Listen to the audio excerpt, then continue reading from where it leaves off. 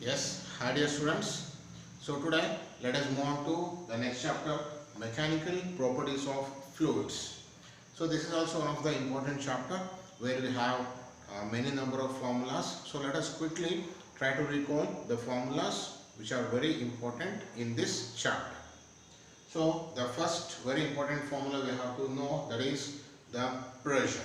So pressure is equals to force by area, and in the case of this mechanical properties of fluids, we already know that the substances which have the property of flow, they are considered to be fluids. That is nothing but the liquids and the gases, they are collectively called as fluids.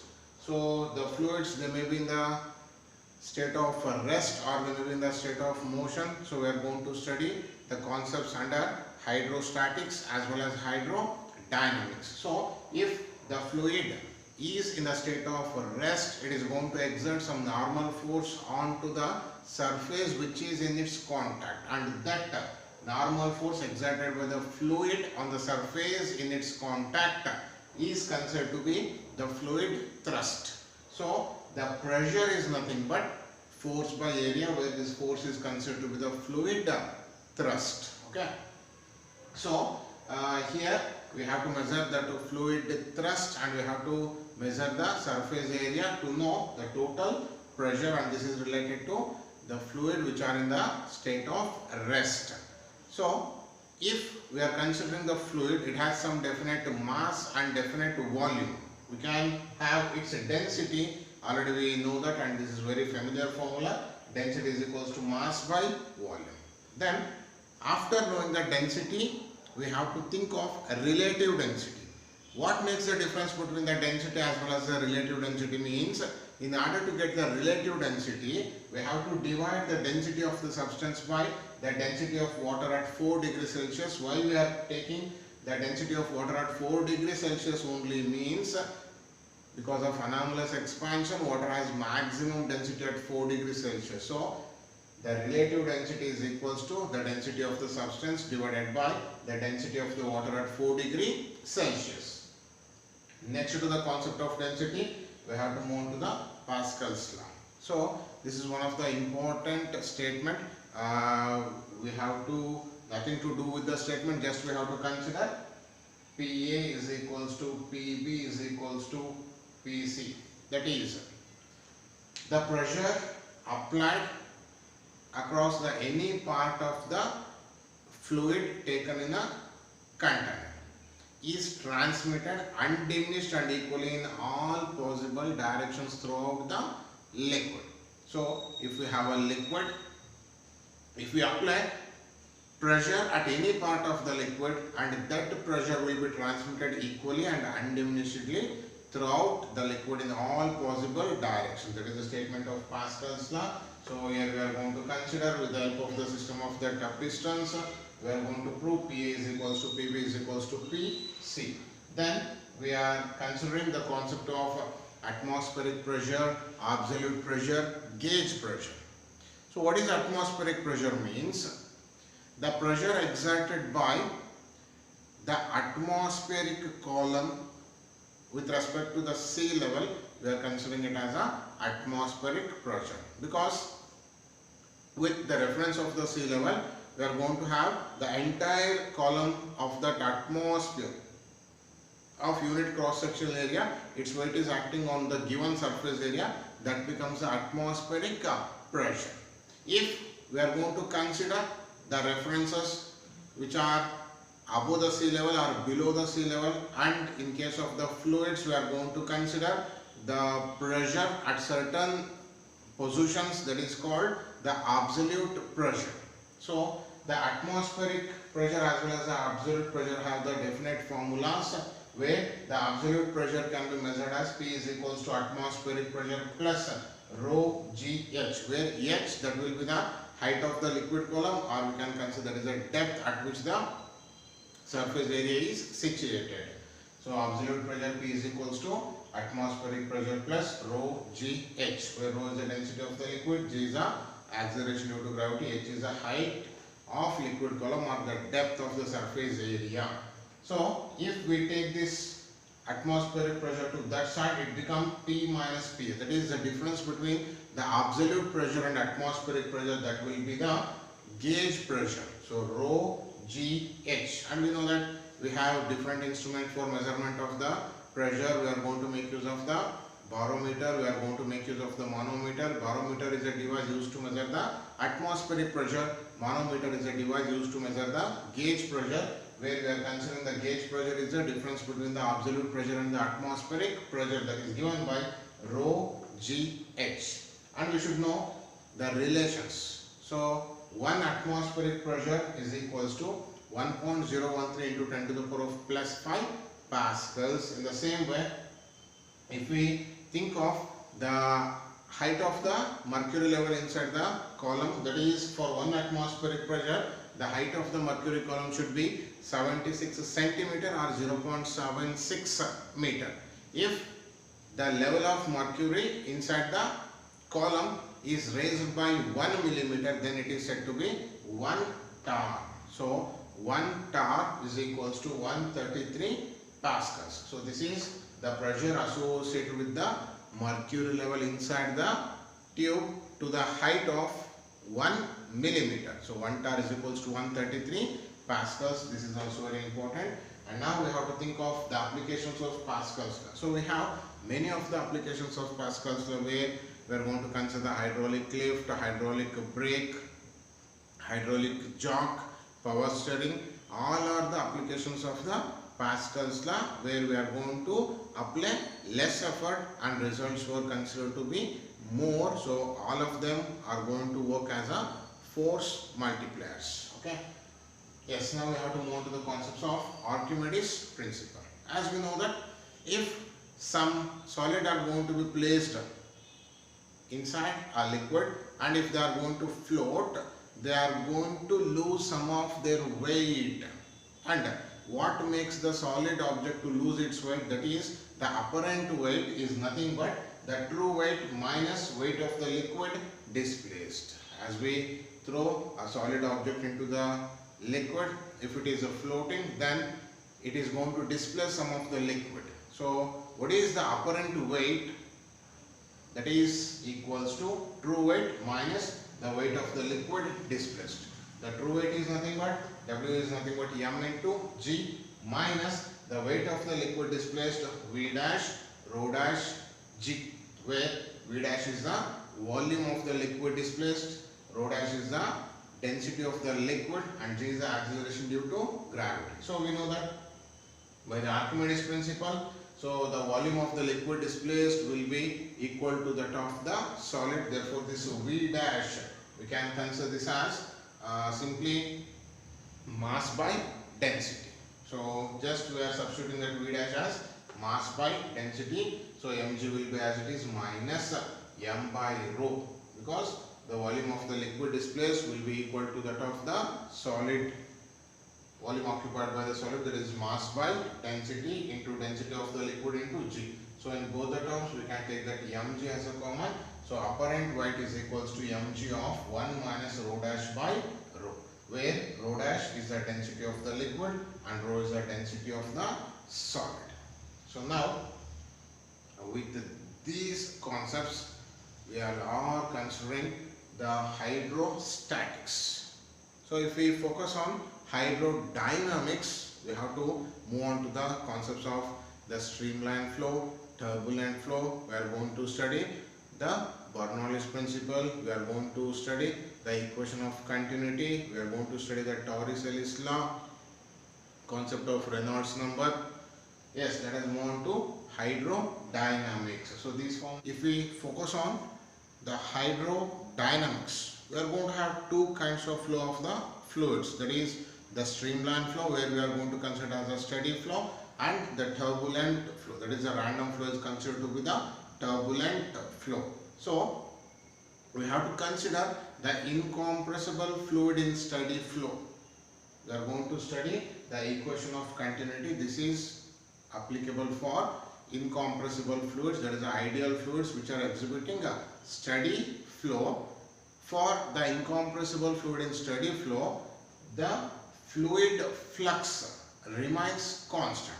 the fluid flux remains constant, that is nothing but the product of the area and the velocity is equals to constant.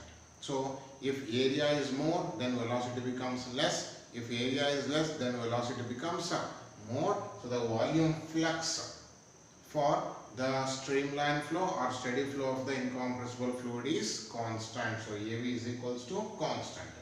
Reynolds number, it is just the pure number which gives the idea whether the fluid flow is a streamline or turbulent based on its value. If the Reynolds number value remains between 0 to 2000, then it is considered to be the streamline flow. If the Reynolds number value exceeds 3000, then it is considered to be the flow is considered to be turbulent. Between 2000 and 3000, it is some undefined, that is unsteady flow. Okay. Yes. So we have the expression for Reynolds number. Reynolds number is equals to rho Vg divided by eta, where this rho is the density and V, that is the velocity, d, that is the diameter of that pipe, and eta, that is the coefficient of viscosity. Okay. Later we are going to know about the coefficient of viscosity. So by knowing these parameters, we are going to substitute the respective values and we are going to decide whether the flow is streamline or turbulent based on its value. So it is a pure number. Then we have to think of the Bernoulli's principle, one of the very important principle where this is applicable for, once again, the ideal fluids which are in streamline flow. So for the ideal fluids in streamline flow, the sum of its pressure energy, kinetic energy per unit volume and potential energy per unit volume is equals to constant. So sum of the pressure energy, kinetic energy per unit volume, the potential energy per unit volume, they remains constant. So we have some of the applications of Bernoulli's principle where we are going to think of the Torricelli's equation. The Torricelli's equation is associated with the Torricelli's law. If the top of the tank is open to the atmosphere, then the fluid afflux, that is the outflow of the fluid through the narrow tube, will be equal to the velocity of a freely falling body, that is V is equals to root of 2gh, where g is the acceleration due to gravity, h, that is the depth where that narrow opening is situated. If the tank is open to the atmosphere, then the fluid flow, that is equal to the freely falling body, that is V is equals to root of 2gh. And one of the application of Bernoulli's principle we are going to, where it is going to use to check the flow of fluid inside the pipe, which is having some broad area of cross section.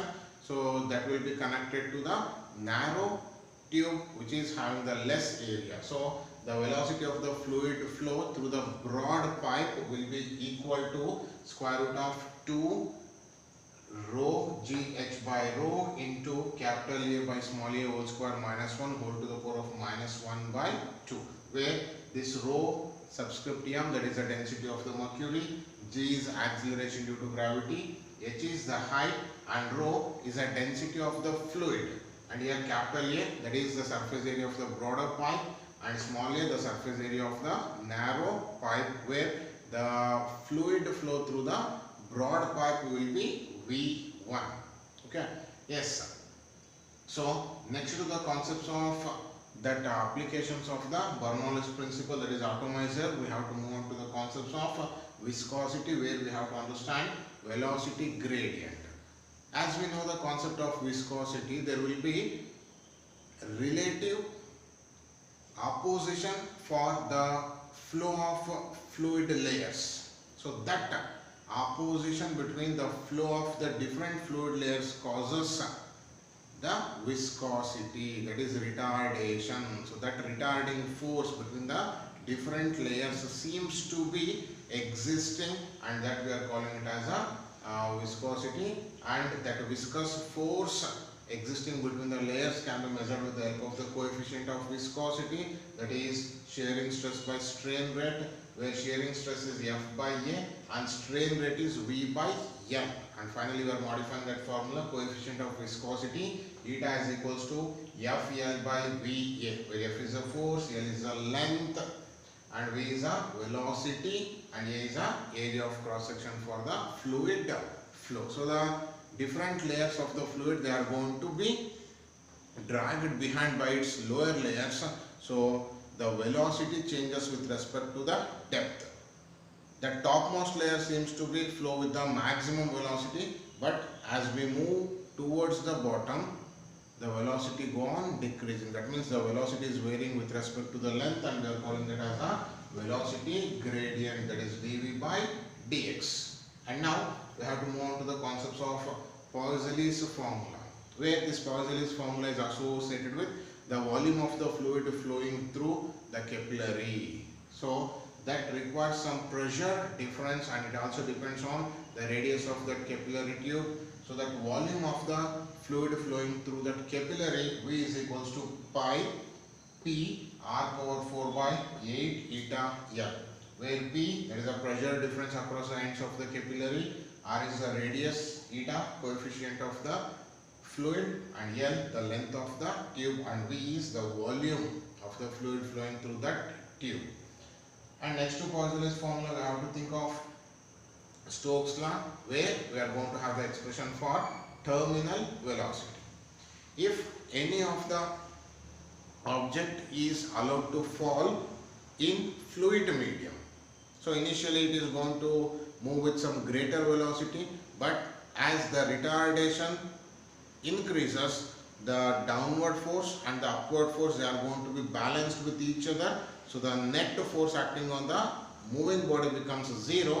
Then it starts to move with the uniform constant velocity, that is called terminal velocity. So here some retarding force it is experiencing, and that retarding force according to the Stokes law is given by F is equals to 6 pi eta AV, where eta is the coefficient of that liquid or fluid, A is the radius of that spherical substance, and V, that is the velocity with which that object is moving. So that Stokes law gives the viscous force F is equals to 6 pi eta AV, and the terminal velocity, that is the constant velocity attained by the spherical object when it is allowed to move in a viscous medium.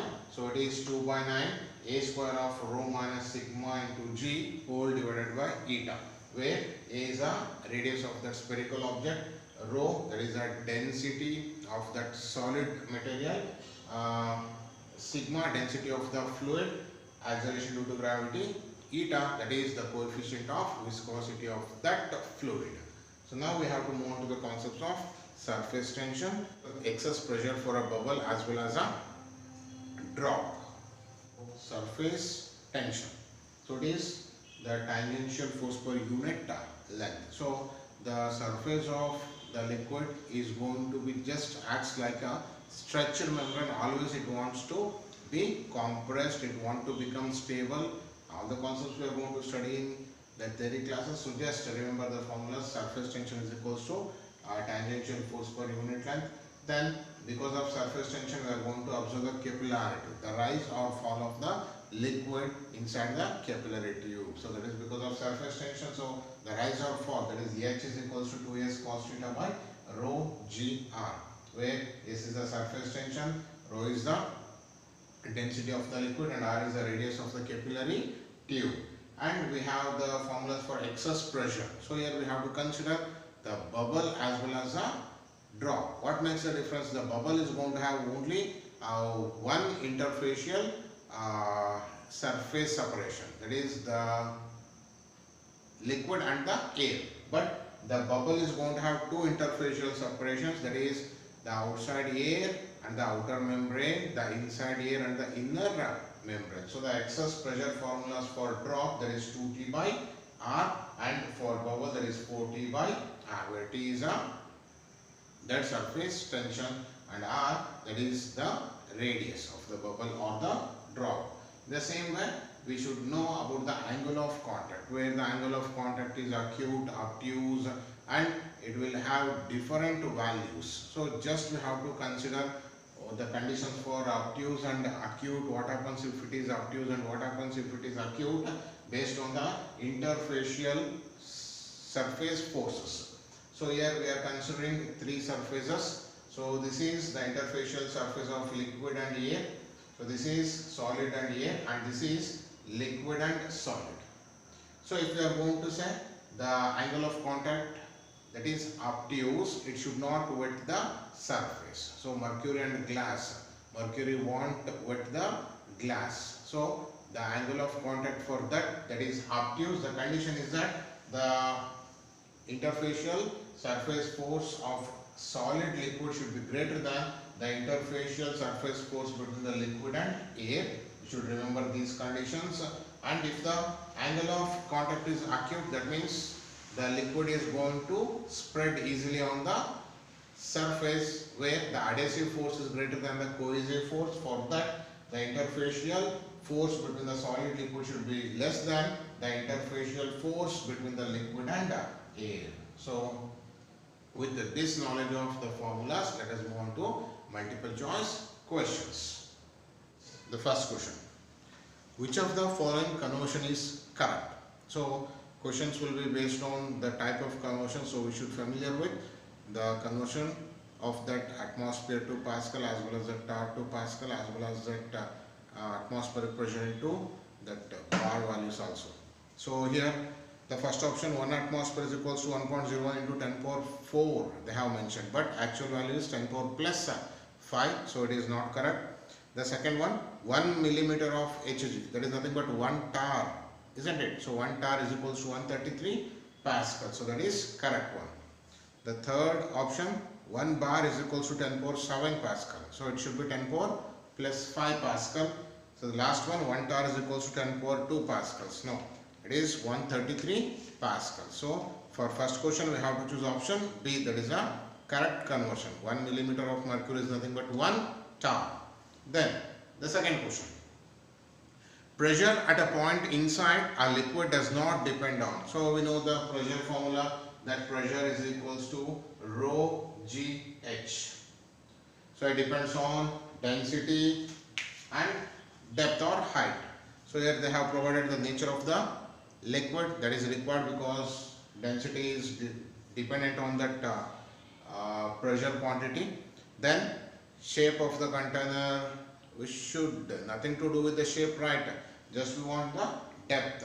So yes, depth is required, acceleration due to gravity is required. So for second question we have to choose option B, where we are going to nothing to do with the shape, isn't it? Archimedes, this one, hydrostatic paradox, we know that whatever may be the shape of the containers, whatever may be the amount of the fluid present in them, just we require the liquid column above the given point where we have to measure the pressure. So it is independent of the shape.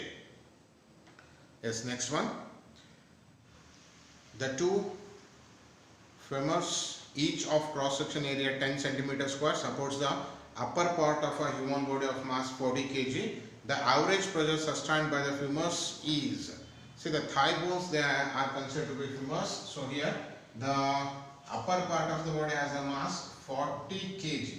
So weight means W is equals to mg. So that is 40 into 10, it becomes 400 Newton. So area of cross section they have given that A is equals to 10 centimeter square. We have to convert that into meter square, it becomes 10 power minus 4, and we are going to have two thigh bones. So the total area becomes 2 into 10 into 10 power minus 4. Then pressure is equals to weight by area. So that is 400 divided by, so in denominator we have 2 into 10 power minus 3. That minus 3 will take on to numerator, it becomes 10 power plus 3, 2 ones are 2 twos are. So totally we got 2 into 10 to the power of plus 5. So that is the answer. So for third question we have to choose the option that is 2 into 10 to the power of plus 5 Newton per meter square. That is the total pressure with respect to that thigh bones. Let's move to that fourth one. A 50 kg girl wearing heel shoes balances on a single heel. The heel is circular with a diameter of 1 centimeter. So they are providing the diameter of the heel, that is 1 centimeter. Let it be. The pressure exerted by the heel on the horizontal floor is, so they are asking to find again the pressure. So the weight, mass is 40 kg, then W is equals to mg, that is 50 into 10, it becomes 500 newtons. So pressure is equals to force by area, so 500 divided by, here I am going to consider the circular shape, so it is pi r square. The area is pi r square. So instead of radius 0.5 fraction bandbidutte, so let us take it as pi d by 2 whole square. So I am going to write that area as pi d by 2 whole square. So this denominator 2 square will be 4, goes to numerator. So we left with 500 into 4 divided by 3.14 into, what is diameter? 1 centimeter means it is 10 power minus 2 square. Yes, we can substitute this. We can simplify this, that is 5 2s are 20, so 2 zeros will be as it is, divided by 3, I am going to take that approximately as 3, and here we have 10 power minus 4. That minus 4 goes to numerator, becomes plus 4, that is 20 by 3 into 10 power 1 2 is plus 6. So 20 by 3 nearly 6 point something, 6.2 like that. So 6.2 into 10 power plus 6. Yes, we can choose 6.4 into 10 power plus 6, that is option C. So for fourth question we have to choose option C. Yes, move to that fifth question. Two syringes of different cross section filled with water are connected with a tightly fitted rubber tube filled with water having the diameters of the ratio, that is 1:3. The smaller piston experiences a force of 10 Newton. Then what is the force exerted on the large piston? They were asking to find the force exerted on the large piston. So here we should make use of the Pascal's law. That is, the pressure applied through the liquids will be undiminished. So we can consider the pressure, that is F1 by A1 should be equals to F2 by A2. So here they are providing the ratios of the diameters. That is, the ratio of the diameter is 1:3. That is D1 by D2 is equals to 1:3. That is 1 by 3. And they have provided F1 as 10 Newton and asking to find F2. F1 is 10 Newton and asking to find F2. So by rearranging this we can get F2 is equals to F1 into A2 by A1. So area, it must be taken in terms of that diameter. Pi d square by 2 barata. So pi and 2 will get cancelled. Just we can take them as a squares of the diameter. So F1 value is 10. So A2 by A1. So it will become 3 by 1 whole square. So it is 3 square.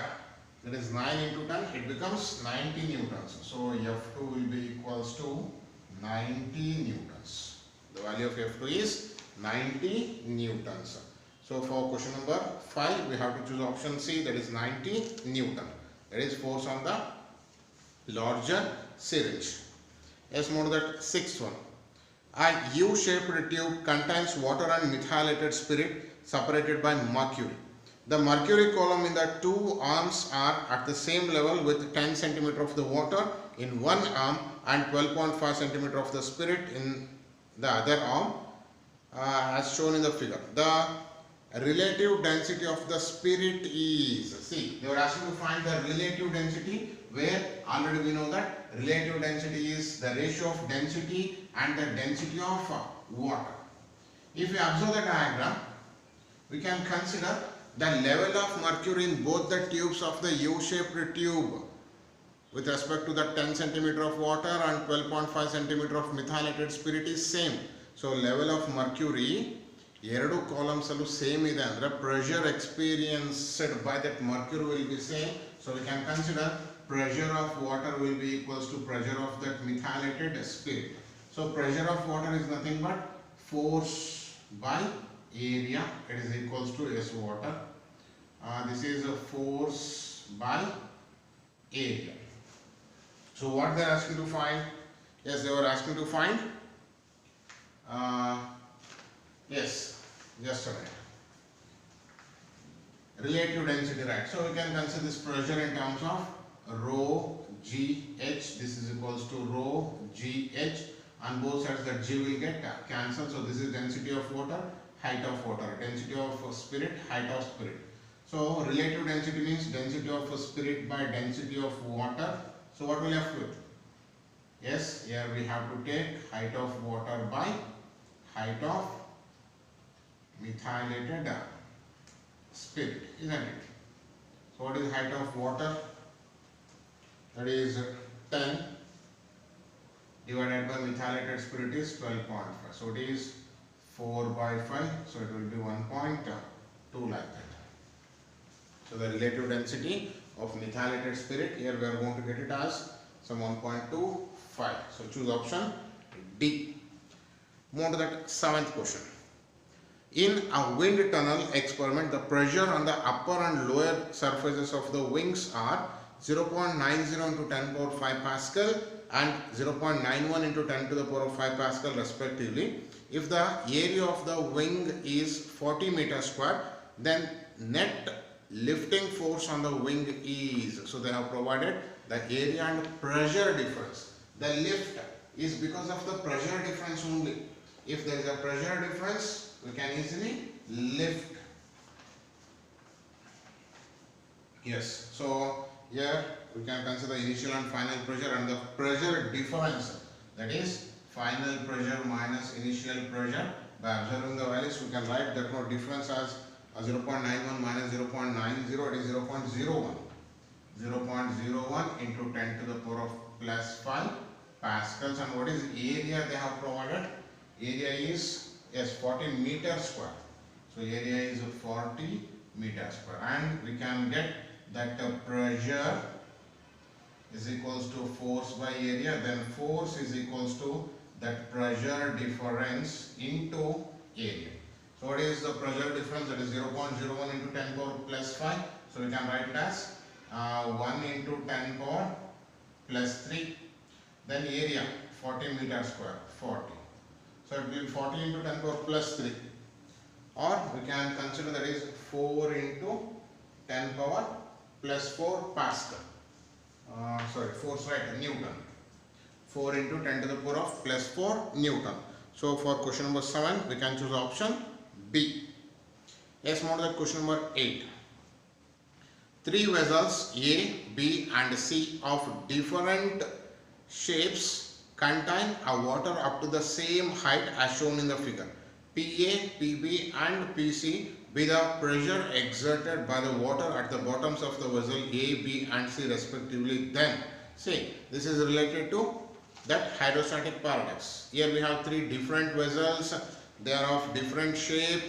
They contain different amount of the fluid, but the height of the liquid column remains same and liquid is same. Therefore, the pressure depends on rho G H. Here liquid is same, so rho is same, G is same. Height of the liquid column in all the 3 vessels is same. Therefore, pressure remains same. So we can consider pressure in all the 3 vessels remains same. That is PA is equals to PB is equals to PC. That is option D. Let's move to that 9th question. Which of the following instrument is used for measuring gauge pressure?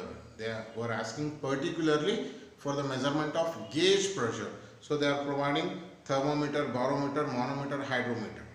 So here we have to choose manometer is used for measuring gauge pressure. Let's move to the 10th one. The force acting on a window of a area 50 centimeter into 50 centimeter of a submarine at a depth of 2000 meters in an ocean.